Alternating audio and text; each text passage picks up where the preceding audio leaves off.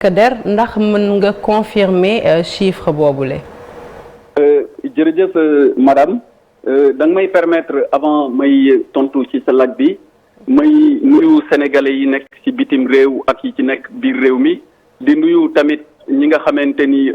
dëkkuñu ci réew mi waaye ñu ngi nekk ak ñun fii di ay étranger di tàmbali par di leen massawu ci turu son excellence monsieur le président de la république Macky Sall képp koo xamante ni yàqule nga képp koo xamante ni yaa ngi bëgg a génn te mënuloo doxi say soxla ni nga ko bëggee waaye tamit di jaalewaat ak di massawuwaat ñi nga xamante ni dañu ñàkk seen ay njaboot. pour ñëw ci li nga laaj muy wàllu ñi ñàkk seen bakken damay confirmer effectivement que ni démb malheureusement am nañ ay nit yoo xamante ni ñàkk nañ seen bakken diggante Ziguinchor ak Dakar may wax ni loolu aussi dinaa ci am benn taxaw leeral bu ndaw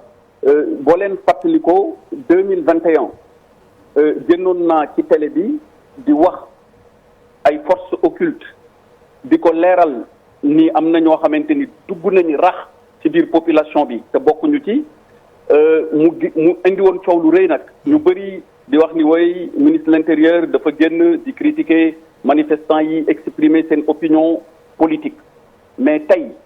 bu ñu seetloo lii daw ci réseaux sociaux yi di seetlu image yi nga xamante ni yenn nit yi ñu ngi koy partagé gis nañ bu baax ni am na ay nit yu yore ngànnaay dugg ci biir manifestants yi te exprimer wuñu maanaam nekkuñu di fésal li nga xamante ni mooy seen opinion politique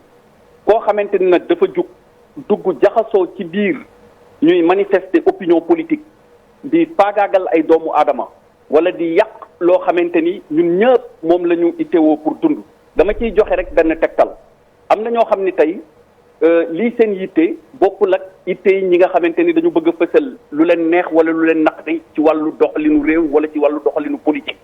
ndax fësal li la naqari ci wàllu doxalinu politique ana lan la jotee ak fekk usine boo xamante ni ndox mañ fay produire dafay bokk ci lii mën a permettre Dakar waa yi Thiès waa yi ak ci gox yu bëri ñuy am eau potable en quantité suffisante usine u Sédéem bi nekk fële ca Jandeer gis nañ ni démb am na ñu fa dem yàq ko biñ ko yàqee indi na perte 12000 mètres cubes par jour ci production bi nga xamante ni Dakar soxla na ko loolu li muy teg mooy lu mel noonu wala lu ko nduróol suñ ko defee mooy ñun ñi nekk biir Sénégal bokk ci dëkk dinañ am problème mu ndox dinañ am problème mu courant léegi ku jug manifesté woo waaye di yàq li nga xamante ni moo ñuy permettre ci dund mën a nekk mën a jaar yoon wala ñu mën a continuer di lépp lu ñu itteewoo ci wàllu jug ci set wala ci wàllu diggante nit ñi ni ñuy jëflante mais kooku képp koo xamante ni yaa ngi koy def dañuy gis ni yow nekkatoo ci champ politique mais yaa ngi nekk ci beneen champ. j'avais également en 2021 wax affaire u acte terroriste am ñu jug ñu ko ŋaññi ñaawlu ko ndax dañoo jàppoon ni damay jéem a présenter benn situation pour gàkkal ay doomu aadama wala pour gàkkal loo xamante ni dañ ko seetlu or nit ñuy jug ngir jéem a tiitloo ay doomu aadama wala ngir jéem leen ragalloo wala fekk leen ci seen bërëbu liggéeyukaay di leen jéem a yàqal li nga xam ni seen ñaq moo leen ko may damay joxe benn exemple marché bu nit am taabalam wala am magasin kenn xamul nan la def ci ay coono ak ci ay sacrifice ba yegg foofu ngeen ñëw attaqué ko dugg ci biir magasin bi jël marchandise am di fa dekk est-ce que loolu politique la wala pour tiital nit ñi la yàq seen économie yàq seen labeur comme ni ñu koy waxee ak seen koom-koom ba yegg ci foofu déedéet loolu du politique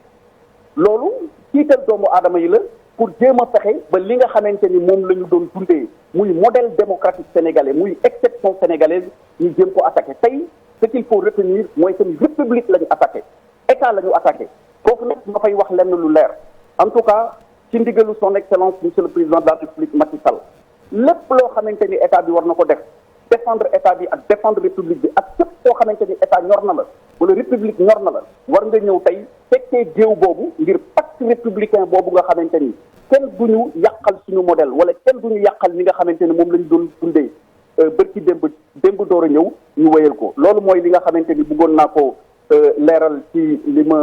ma laaj. di wax ni ñu ngi masawaat encore jaalewaat encore ñu ci ñàkk seen bakkan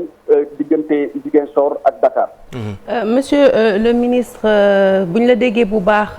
mbir yi donc dafa rax am ay sambabo yoo xamante ne dañuy làqatu ci li nga xamante ne moom moo xew ngir yàq ay jumtukaay yu bëri waaye it gouverner c'est prévoir sànq yaa ngi koy wax si bi ngay tàmbali sa intervention ne junjoon nga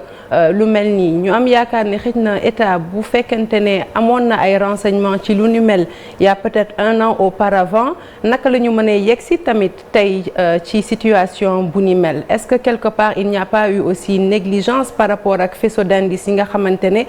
fësaloon ngeen ko à l'époque. waaw dama lay remercier madame question bu am importance nga wax bu pertinente d'ailleurs xam nga da nga ni gouverner c'est prévoir am nu ko son excellence monsieur le président de la république tënkee woon ci tubaab bi muy ubbi dialogue bi bërki démb dafa wax ni gouverner c'est prévoir donc il faut souhaiter le meilleur et prévoir le pire maanaam booy gouverner da ngay am yéene ni lu baax ak lu rafet ak li gën moo lay dikkal waaye da ngay rafet njort ci wàll waaye ci geneen wàll aussi di nga ñaaw njort boobu moo taxoon état bi jël ay matuwaayam tey bu fekkonte ni jëluñu matuwaay ci état bi bu fekkonte ni waajaluñu suñu bopp kon tey leneen la ñuy wax mais kon état bi nekk na par terre mais heureusement matuwaay yooyu moo tax tey ñu mën a continuer di wax nii ñuy waxee man ak yow état bi rester debout di continuer di def liggéeyam par les forces de défense et de sécurité et au passage ma leen ci jaajëfal may jaajëfal bu baax les forces de défense et de sécurité yendaluñu fanaanaluñu ñi ngi ci mbedd mi guddi ak bëccëg ngir assurer la protection des personnes et des biens et d'ailleurs occasion nga ma may ci question bu pertinente bi nga posé pour wax ak ñi nga xamante ni li leen yitteel mooy exprimer opinion politique tey dafa am ñaari groupe dafa am ñaari kuréel yu nekk ci biir manifestant yi benn kuréel bi li leen intéressé mooy joxe seen xalaat wax lu leen naqari dans le cadre d'une démocratie beneen kuréel bi li leen intéressé yitteel leen mooy yàq suñu modèle yàq loo xamante ni ci réew mi fii ak juróom fukki at wala fii ak téeméeri at su seen pexe jubee kenn dootul mën a dund ci réew mi ci jàmm léegi nag ki nga xamante ni moom dafa bëgg a wax opinion wax lu ko naqari ngir ñu déglu ko ak ki nga xamante ni dafa bëgg a yàq jumtukaay yi ëpp solo dañ koy wax installation vitale névralgique cim réew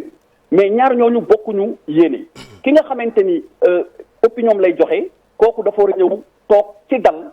déglu xool yoon yi nga xamante ni ci la état war a jaar ngir régler ay jafe-jafe wala régler ay différends yu am ki nga xamante ni nag yàq moo ko tax a jóg kooku dañ ko war a ber biñ ko war a ber isolé ko day tax ñu continuer mën a dund ci suñu réew ci niñ ko xamee démb ak bërki démb mu nekk tradition démocratique mu nekk dëkku waxtaan mu nekk dëkku jàmm mu nekk dëkku dal mais jaxasoo boobu bu amee ci biir ñiy yàq pour réew mi bañ a mën a taxaw ak ñi nga xamante ni dañuy waxe seen xalaat di joxe lu leen naqari bu ñu booloo jaxasoo boobu ak pëccëxoo boobu mën na jur loo xamante ni day indi ay gaañ-gaañ lu ñuy wax blessure bala ñu koy faj mën nañ toog lu yàgg te du sotti moo tax may woote képp koo xamante ni république moo la ñor képp koo xamante ni état moo la ñor képp koo xamante ni wax sa xalaat bu wuute ak sa moroom moo la ñor mais ñu continuer di dund ci Sénégal ci jàmm ak salaam ñooñee li ñu war a def mooy toog bañ a bokk ci manifester ñi nga xamante ni nag lenn taxu leen a jóg lu dul attaquer Sénélec attaquer Sen'Eau attaquer même installation de production d'eau yi attaquer ay marché attaquer ay banque attaquer pour jéem a activité économique bi ñu arrêté ko mais ñooñu ñu bàyyi ñoom ci terrain bi FDS yi régler seen problème force de défense et de sécurité yi régler seen problème buñ ci jógee nag ñi nga xamante ni république moo leen ñor ñu toog waxtaan autour d'une table kon loolu mooy li nga xamante ni mooy appel bi may lancé ñi nga xam ni république ñor na leen ñi république ñorul nag bëgg a yàq bëgg a détruire suñu pays ñooñu on fera face. Monsieur le ministre Antoine Diome maa ngi lay nuyu te di rafetlu sa ànd ak TFM bu ñu la déggee. Serif soo ma mënee ba nga yëkkati baat bi tuuti. ndax dafa mel ni son bi dafa faible ci yow. waaw allo yaa ngi may dégg. allo maa ngi lay gën a dégg bu baax. voilà ñu ngi lay nuyu ma ni di rafetlu sa ànd ak TFM. ci waxtu yu am solo yi bu ñu la déggee da nga dëggal ni situation bi nga xamante ni moom la ñuy dund en 2023 maanaam nuyoo woon na ca 2021 ba ngay annoncé les fameuses forces occultes yoo nga xamante ni bi nga ko waxee ñu bari wax dëgg yàlla effectivement jaaxaloon na leen à partir de ce moment wax nga itam ni manifestation yi am ni manifestants yi dafa am ay manifestants politiques ak ay manifestants yoo xamante ni li leen tax a jóg mooy déstabiliser le Sénégal ministère de l'intérieur nekkul dans l'information mais plutôt dans le renseignement man li may laaj mooy ñooñu ñan lañ est-ce que dañu organiser wu en mouvement bu dee mouvement la ban mouvement moo bëgg a déstabiliser le Sénégal tey fi ñu toll. waaw soo ko laajee noonu da ngay réduire champ de réponse bi xam nga am na loo xamante ni kenn mënu ko teg ci place publique. am na loo xamante ni boo ko bëggee saafara da ngay bàyyi ba saafara ko ba noppi door ci wax waaye li ma la mën a wax mooy fii ci état wu Sénégal muy armée muy police muy gendarmerie et may leeral foofu. armée police ak gendarmerie ñoom ñëpp ay force de sécurité lañu niveau yi ñoo bokkul. bu ñuy wax force de défense et de sécurité dafa am catégorie benn am catégorie ñaar am catégorie ñett fu réew mi toll rek lu ci aju ci ñu génne ko ci njumtukaay dinañ ko génne. loolu mooy li nga xamante ni mënoon naa la ko tontu ci réponse bi pour wax la ni. am na loo xamante ni kenn mënu ko teg ci penc bi dañ koy lijjanti ba pare door ko waxtaanee. jeex na kon juste beneen laaj bi mooy parce que nit ñi quand même xaw nañu jaaxle parce que force occulte yooyu ngay wax gis nañu effectivement ñoo xamante ni dañu nekk ci ay oto di wàcc di tirer parce que loolu gis nañ ko démb par exemple fële ca Pikine ci xale bi nga xamante ni ñàkk na fa bakkanam à chaque fois bu procès mësaan am on va pas faire le parallèle avec ce procès là mais gis nañ ni procès bu mësaan am dañuy tere ñi nga xamante ni ñooy yore ay moto tey jii gis nañ ni y a des forces occultes en tout cas bu ñu sukkandikoo ci say kàddu yu yore oto à partir de ce moment là comment on fait yan dogal moom ngeen war a jël ci côté boobu. waaw non enfin c'est-à-dire que je vois le parallèle bi nga bëgg a def parallèle wu en fait circulation deux roues ak circulation wu véhicule moteur yi nga xam ni voilà ay kii la ay voiture la non en fait du noonu lañ koy du en tout cas ci force de défense et de sécurité ak ici au ministère de l'intérieur du ci angle boobu lañ koy analyser mais da nga may permettre ci sa laaj ma am foofu aussi lu ma leeral Sénégal judduwul tey dañu am histoire et man ak ñi gën a féete ndaw baax na léeg-léeg ñuy gëstu suñu histoire gëstu fan la ñu jaar ba yegg ci fii tey xool tamit lan la ñu bëgg su ëllëgee bàyyi fi comme ndono suñuy posé wu question yooyu lan la ñuy jox dañuy jox comme réponse ni ñi nga xamante ni ñëpp pour baamu li ma waxoon sànq li leen yitteel mooy nekk ci Sénégal boo xamante ni da ngay mën a xëy suba liggéeyi dundee sa ñaq mën a xëy suba booy liggéey dund sa ñaq ba pare li ci impôt moom ñu war ko jox état ñu jébbal ko ci boo amee sa xalaat booy joxe bu wuuteeg xalaatu keneen nga joxe ko te xupp du la ci fekk gaañ du la ci fekk ñu taal sa kër du la ci fekk sénégalais yooyu yëpp nga xam ni loolu moo leen yitteel li ñu war a def mooy nekk benn say nekk benn dank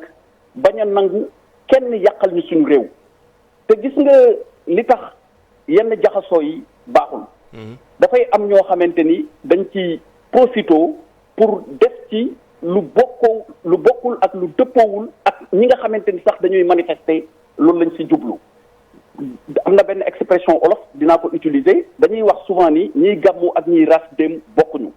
tey boo ñëwee nga bëgg a exprimer opinion Sénégal benn bopp la kenn mënu ko xar ñaar li may wax toujours ñi faatu ak ñi nga xamante ni yëpp dañu gaañu wala ñu yàqule seen ay bagages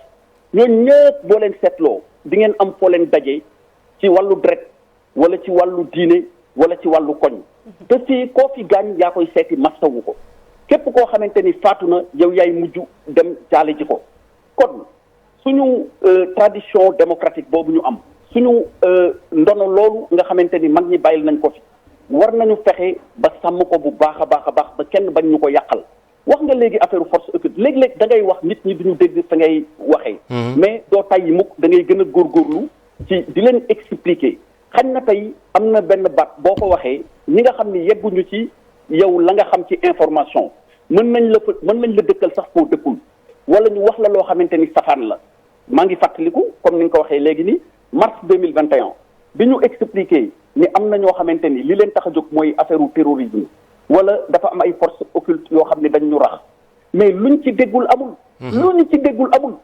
waaye liñ ci dégg yépp teewul saa yu ñu waree addu dinañ addu saa yu ñu waree leeral dinañ leeral léegi nag comme alhamdulilah nit ñi ñu ngi ciy gën a rendre compte li muy war a appeler maanaam li mu war a indi ci réaction ci ñun ñëpp sénégalais mooy suñu réew bu ñu ko kenn yàqal parce que ñun génnuñu réew mi demuñu fenn. mais il n'empêche monsieur le ministre li xew na te comme Sara ni mu ko waxee xëy na peut-être renseignement yi bu gënoon am solo du ñu yegg si fii mais pour dalal xel yi sur l'échelle de 10 quel est le niveau de la complexité de la situation pour vraiment ñu am une illustration. léegi dama lay leeral benn mbir Chérif. xam nga nit ñi dafa am lu ñuy réere léeg-léeg tuuti mbir dafa am ay kuréel yu nekk ci àdduna bi te benn réew mucc ci dafa am ay kuréel yu nekk ci àdduna bi te benn réew mucc ci seen pexe yëpp mooy fexe ba déstabiliser ay réew rawatina réew moo xamante ni nag dañ ni pétrole feeñ na fa gaz feeñ na fa gis nga am na réew yoo xamante ni tey am nañ pétrole am nañ gaz te mënuñu koo jariñu doomi réew mi mënuñu koo jariñu xam nga lan moo koy waral parce que dinañ fa dugal benn fitna boo xamante ni bu doomi réew mi jotee ci seen biir ba jaxasoo dugg ci seen biir ñooñu indi fitna boobu ñooy ñëw ramasser ndànk li fa nekk yépp ba pare maintenir leen téye leen di dese ci fitna boobu ak ci noonoo boobu nekk ci seen biir loolu waruñu ko nangu léegi su fekkonte ni état amul taxawaay bu mat sëkk su fekkonte ni renseignement yooyu jëluñu ko ñu jëfee ko niñ ko war a jëfee ba fagaru ba waajal suñu bopp nee naa la tey kon leneen la ñuy wax waaye duñu wax waxu état parce que pexe ñooñu bu jubee tey parce que soo ko seetloo xoolal Sénégal 14 régions la mais ñaari région yi nga xamante ni gis nañ ci yenn xeetu manifestation yi région Dakar la ak région Ziguinchor et même ñaari région yooyu boo ko seetloo c'est circonscrit yàqu-yàqu am na jafe-jafe am na mais teewul boo seetloo ci biir réew mi boo fi mu ne biir Dakar am na ñuy dem ak a dikk fu leen neex yeneen région yi nit ñi ñu ngi dund normalement ba tax na dal am na ci lu ëpp ci réew mi ay foyer de tension am na mais foyer de tension yi lu limité la et lu tuuti la ci biir réew mi kon su fekkonte ni état jëlul jumtukaayam su fekkonte ni état waajalul boppam kon tey leneen la ñuy wax waaye man ak yow du ñu nekk ci di wax téléphone pour ma lay leeral li nga xamante ni moom la nit ñooñu bëggoon. am leneen lu am tamit xam nga tey boo seetloo da ngay gis ay nit yoo xamante ni seen wax yëpp yàq la maanaam du ñu yëkkati mukk seen làmmiñ ngir wax ci lu rafet wala ngir wax loo xamante ni dafay dalal xol yi wala dafay dalal xel yi diggante Sénégalais yi li ñuy wax mooy dem leen taal li ñuy wax mooy dem leen yàq li ñuy wax mooy dem leen ci banque bi ngeen toj ko li ñuy wax mooy usine ndox bi indi ndox Dakar dem leen ngeen yàq ko li ñuy wax mooy Sénélec bi dem leen taal ko waa léegi boo taalee Sénélec nga taal usine ndox nga taal jumtukaay yi ñuy jaar pour liggéey mais da ngay toog fii 4 ans 5 ans doo am courant doo am ndox doo am téléphone doo mën a génn dem duggi comme ni nga ko bëggee est-ce que loolu dund la kooku képp ku koy wax yow waroo ko déglu li nga war a def mooy waxal li nga bëgg a wax defal li nga bëgg a def taxawal taxawaay bi nga bëgg a taxawaay pour laaj sa àq ak sa yelleef mais dans le cadre de la République et dans le cadre des lois et règlements donc képp koo xamante ni bëgg nga continuer dund normalement cim réew doo dugg ci loolu parce que ñi ngi lay dugal wala ñu ngi lay boole ci loo xamante ni yow la ngay dugg wala li ngay bokk sax xamoo lu mu doon léegi dama lay jox tey man bugguma di personnaliser et du ma personnaliser sama wax personnaliser bokku ci démb dafa am benn kër gu ñu attaqué bi ñu attaqué kër gi xale yi ñu fa jàpp kenn ki am 16 ans kenn ki am 14 ans ñu laaj leen bi ñu laajee xale bi am 16 ans ñu ni waa kër gii nga yow ñëw di attaqué ndax xam nga ku ko moom mu ni déedéet xaw ma ku ko moom ñu ni ko lan moo tax nga koy def mu ni man kat xaw ma sax lu tax ma jug bokk ci waaye damaa toog di jàng ci daara la nekk de nee na damaa toog di jàng bi ma toogee di jàng sama mag ñëw fekk ma toog di jàng mu ne ma kaa ñu génn dem manifester ma ne ko non man dew ma damay continuer jàng xam nga lu ko magam wax pour mu jug topp ko dana ko yow daal bu fekkente ni amoo fitu génn ñëw bokk ci manifester bi kon ci borom ñaari tur yi nga bokk. bi mu ko waxee loolu nee na mu jug topp ci moom ñu dem ñu ngi kër diwa nga nele nañ leen dem ñu attaqué ko et ci biir waxam ba tey mu leeral ni moom attaqué wul kër gi waaye dafa gis auto police rek mu sànni xeer donc kooku mi ngi def loo xamante ni sax xamul li muy def lan la. est-ce que loolu sa kër bi nekk Touba ngay wax situation Touba démb bi. non du ma personnalisé wax naa la ma ni du ma personnalisé. mais c'est important bon parce que am na du sa kër rek am na kër yu bari yu ñu attaqué. parce que Touba sax justement dina am solo peut-être ñu taxaw fa parce que gis nañ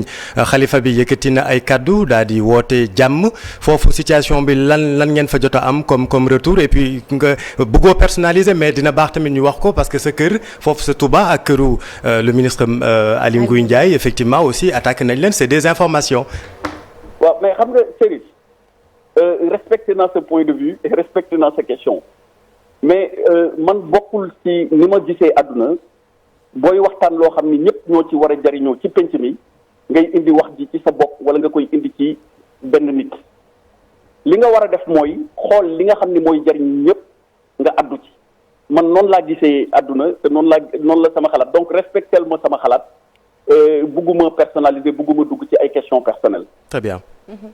Monsieur le ministre dama bëggoon ñu ñëw ci benn cas le cas de l'activiste un certain Pape Abdoulaye Touré boo xamante ne dañu wax ne il aurait été séquestré et dafa subir ay actes de torture de la part des nervis ndax yëg nga boobule information est-ce que mën nga ñu ci indil ay leeral. waaw jërëjëf kii soxna si li ma wax léegi Chérif dinaa la ko wax. xam nga tey mën nañ dem di expliquer ay cas yu bëri cas bu nekk ñu taxaw ci expliquer mais buñ ciy expliquer nañu rester sur rek les principes bañ a personnaliser. am na ay xibaar yu ma jot ñu ni am na benn doomu aadama d'ailleurs réseaux sociaux yi ñu ngi partager ay images yu bëri ci ay yenn nit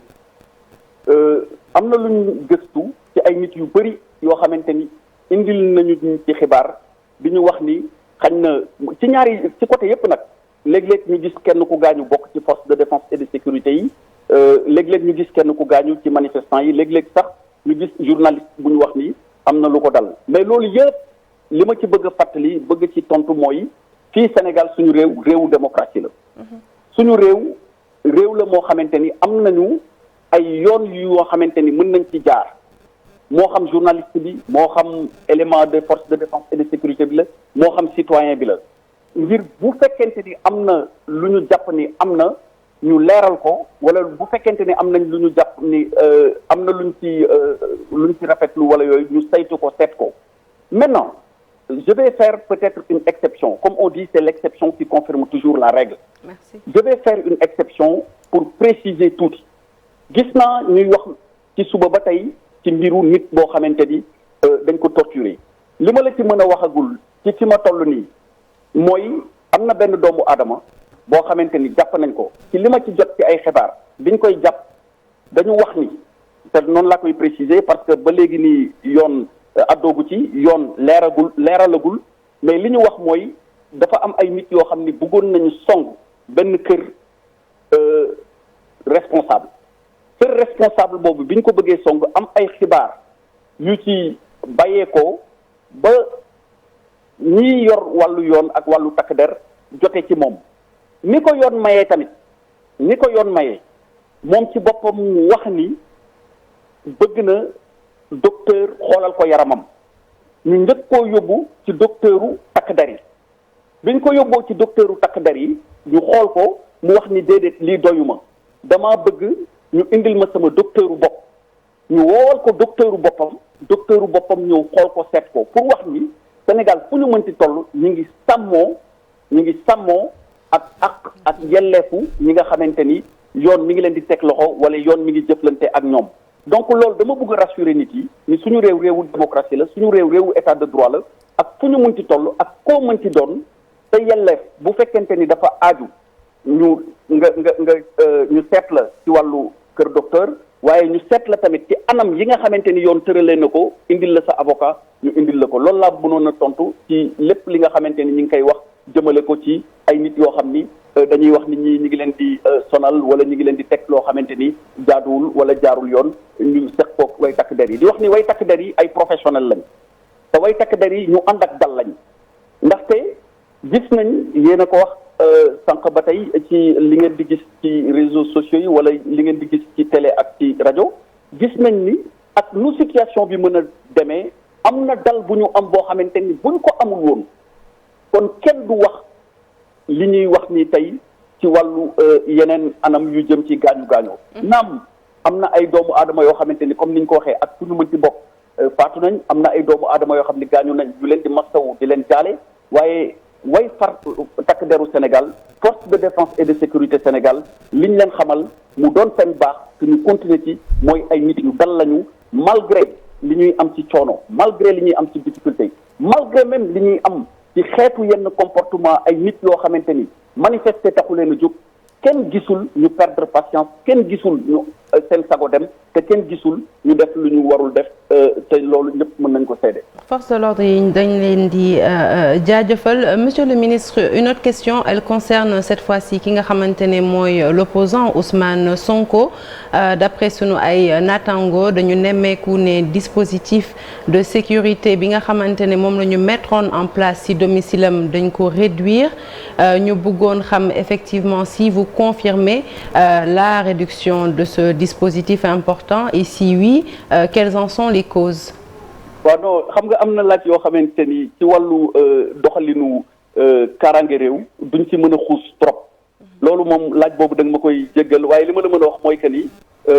li jëm ci wàllu kaaraange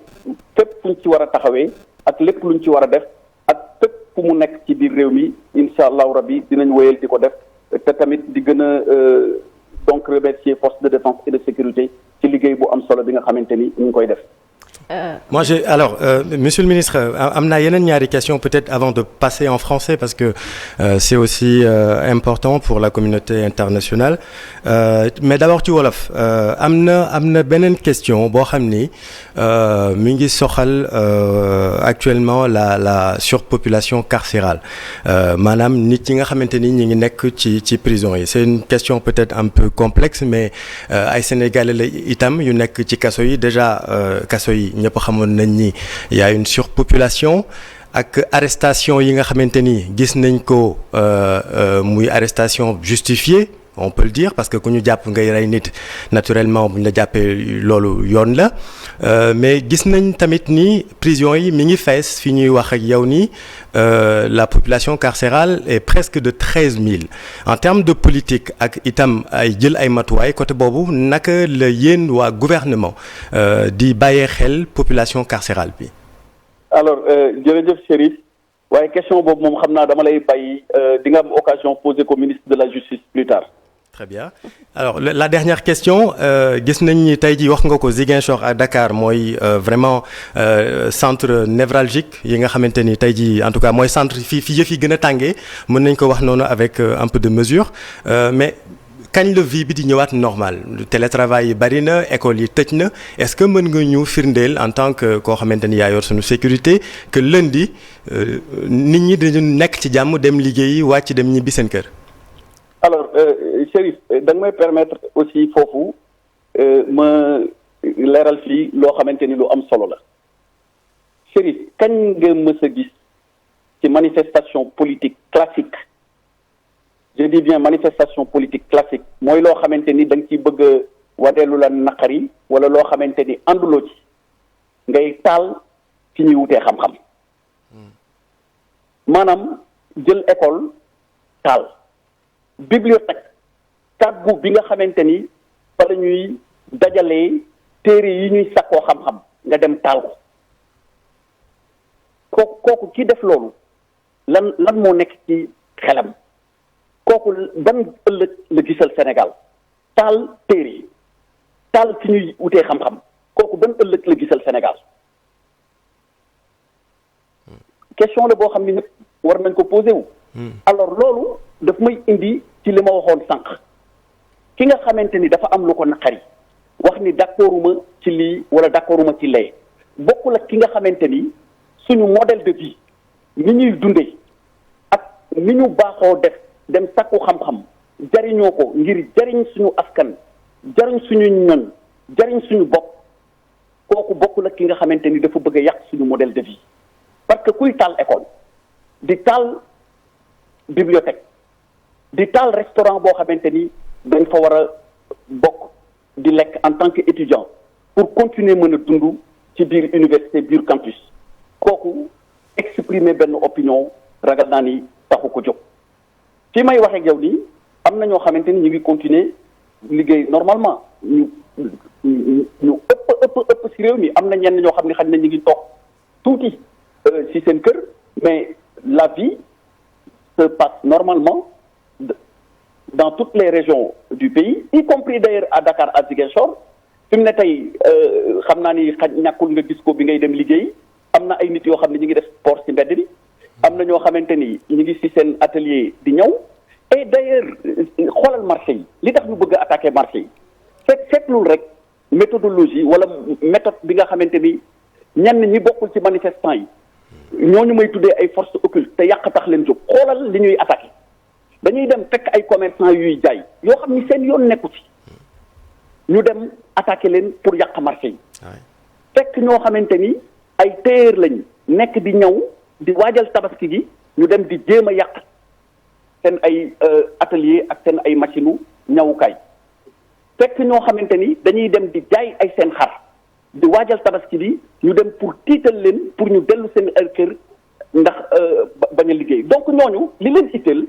en réalité mooy tiital doomu aadama yi terroriser leen ba ñëpp dem laqatu ñëpp dem toog benn bërëb ñu ni Sénégal amul activité économique Sénégal doxul Sénégal lépp taxaw na mais heureusement sénégalais yi ñu ngi génn continuer di liggéey et même damay rafetlu loolu xam naa ni ñàkkul ngeen gis ko ci seen image yi mais am na ay commerçants yu nekk ci ay marché yoo xam ne du ma leen tudd mais bañ fa demee di leen jéem a song ñoom ci seen bopp dañu ñëw ni lii duñ ko nangu mais ku xëy suba di dem daan dooleem et puis xañ na ñiy yàq am na ñu leen financé lu leen permettre ñoom ñu dund ci ay fan dund ci ay weer mais ñun ñëpp ñoo bokk dëkk Sénégal Chérif mais yow wóor na leen ni Sénégal am na ñoo xam ni saa yu ñu xëyee suba dañuy daw dem dépense mais kuy xëy suba chaque jour pour dem uti lu mu suturaal boppam suturaal ko njabootam nga xañ ko ba mënul génn këram kooku ameel nga ko ameel nga askan bi yëpp may wax sénégalais yi ku nekk boo xëyee suba demal nga liggéey pour incha allah rabbi ku nekk boo xëyee suba demal na nga ko daan defee nga dem liggéey parce que loolu lañ xam Sénégal ay nit ñu diñ ay nit yoo xamante ni seen ñaq la ñuy dundee mais ay nit yu am xel ak ay nit yu am ràññeetle ci ku leen bëgg a dugal ci loo xamante ni bokkul ci suñu aada mais bokkul aussi ci suñu jikko. Si avec vous, Monsieur le ministre de l'Intérieur Antoine Félix Diome, est-ce que vous pouvez revenir sur le bilan de ces journées tragiques en termes d'interpellation, de morts à déplorer, de blessés aussi bien du côté des manifestants que des forces de l'ordre? Oui, je vous remercie, Madame, mais vous me permettrez de préciser d'abord, avant qu'on entame cette partie en français, que peut-être le temps malheureusement par les moments qui courent est toujours précieux, mais il l'est davantage dans ces moments précis. C'est pourquoi peut-être la version en français sera beaucoup plus courte que celle en wolof si vous en avez convenance. Parfait, on va enchaîner les questions, ça va aller vite. On vous comprend. Allez-y. Chérie, je comprends que vous êtes en train de faire votre travail, mais j'ai aussi d'autres obligations. J'entends bien, allez-y, je comprends. Voilà, donc on va, si vous permettez, peut-être résumer en un trait ce que je viens de dire en wolof, si vous en avez convenance. Oui, absolument, on y va. Nous vous écoutons. Allez-y, Monsieur le ministre. Oui, je vous remercie de votre compréhension. Alors, donc je voudrais dire d'abord que ces jours-ci, nous connaissons des manifestations et principalement dans 2 régions qui malheureusement ont entraîné des cas de décès. Je profite donc de l'occasion que vous m'offrez pour présenter de nouveau, au nom de son Excellence, Monsieur le Président de la République, Macky Sall, les condoléances les plus attristées à l'endroit de ces familles endeuillées. Je souhaite aussi, toujours au nom de son Excellence, Monsieur le Président de la République, Macky Sall, prompt rétablissement aux blessés et m'associe à ce qui frappe les personnes physiques comme morales qui ont été atteintes dans leurs biens. Nous avons constaté depuis quelques jours, pour ne pas dire depuis le 1er juin, hier et avant-hier, que des manifestants se sont délibérément attaqués à des installations névralgiques de notre pays. Je profite de votre antenne pour lancer un appel à tous ceux qui sont intéressés par l'État et par la République, à tous ceux qui sont intéressés par notre modèle démocratique, sans lequel nous ne pouvons pas avoir une vie en société comme nous l'avons toujours souhaité et comme nos ancêtres et nos anciens nous l'ont légué. Le Sénégal a une longue tradition démocratique. Nous avons des valeurs de dialogue, des valeurs d'écoute, mais aussi des valeurs du respect de l'autre. Ce que nous sommes en train de vivre ces derniers jours jure d'avec toutes ces valeurs mentionnées. C'est pour cette raison, naturellement, que je dis, en réitérant mon appel, que ceux qui sont intéressés par la République et par ses valeurs doivent s'écouter, s'entendre et continuer à cheminer ensemble. Pour le reste, nous nous en occuperons en faisant face aux forces occultes dont j'avais fait allusion déjà en mars 2021. Malheureusement, quand j'en avais parlé, ça avait entraîné une levée de bois vert. Beaucoup de personnes s'en étaient offusquées en pensant que c'était un peu pour caricaturer ou bien pour critiquer dans le mauvais sens une catégorie de citoyens, mais les faits ultérieurs semblent en tout cas ouvrir les yeux à certains d'entre les plus sceptiques parmi nous. Alors, à partir de ce moment, que nous reste-t-il à faire? Les pilleurs, ceux qui veulent mettre à terre l'État ou la République, l'État prendra toutes ses responsabilités et leur fera face et les mettra hors d'état de nuire. Les républicains et ceux qui ont, disons, en commun vouloir vivre ensemble, qui ont le sens de l'État, qui ont le sens du devoir républicain, à cela, nous devrons, nous tous, trouver les solutions qui nous permettront d'avoir donc tout ce qui a été promis dans les politiques publiques depuis le président Senghor, en passant par le président Diouf jusqu'au président Macky Sall aujourd'hui, sans oublier naturellement le président Abdoulaye Wade. Voilà ce que je voudrais dire sur le sujet. Et puis, si vous en avez convenance, vous me permettrez de passer à d'autres. Est-ce que vous pouvez revenir, Monsieur le ministre, sur le chiffre exact, le bilan des morts à déplorer, les 15 morts et l'usine de Diender, effectivement, 15 qui a été saccagée, parce que la meilleure façon de créer des émeutes, c'est de couper l'eau. Et ça, absolument, effectivement, c'est important. Peut-être expliquer ce qui s'est passé dans cette usine. Oui, c'est au-delà. C'est vrai que ça peut avoir comme objectif pour certains de créer des émeutes, mais ça va au-delà. On s'attaque en fait à notre modèle de vie. C'est plus grave que de créer des émeutes. Les personnes qui sont derrière ces actes posent des actes terroristes. Je pèse bien mes mots. Ils veulent terroriser la population. Mais je vous rassure que l'État fera face. Et je vous rassure également que tout ce que l'État devra faire pour empêcher à ce qu'ils arrivent à leur but, l'État le fera. D'ailleurs, c'est pour cette raison que la plupart de leurs entreprises aujourd'hui se sont soldées par un échec. Il y a eu une attaque qui a été perpétrée contre l'usine de Tchedem qui nous occasionne un manque de production journalier de 12 000 mètres cubes jour. Absolument. Si leur entreprise avait réussi, mais c'est toute la capitale aujourd'hui qui serait privée d'eau et d'électricité. Parce que c'est ça qui était l'objectif. L'objectif qui était recherché, c'est de faire en sorte que le pays soit paralysé, que les marchés soient fermés, que les transports soient fermés, qu'il n'y ait pas d'école, qu'il n'y ait pas d'université, qu'il n'y ait en somme aucune activité économique. Mais cela, nous ne l'accepterons jamais et l'État ne l'acceptera jamais. Et je voudrais inviter les Sénégalais épris de paix, épris de justice, mais aussi épris de concorde, à se joindre à l'État et surtout à ne pas accepter... Et qu'on va très rapidement retrouver une vie normale, quoi. Oui, mais là, vous me permettrez, avant de répondre, de préciser que certainement ce sera la dernière question. Allez-y. Voilà. Alors, vous êtes en train vous-même de travailler au niveau de la télé et de la radio. Tout à fait. C'est le meilleur exemple que les personnes, les Sénégalais, dans leur écrasante majorité, sont en train de poursuivre leur activité professionnelle. Dans d'abord toutes les régions du Sénégal, mais pour les 2 régions qui sont touchées par les manifestations, que sont Dakar et Ziguinchor aussi, les activités se poursuivent. Et j'invite tous les Sénégalais qui ne sont même pas encore sortis de le faire, de continuer à faire leur activité normalement. On a vu tantôt certains manifestants essayer de s'en prendre à des marchés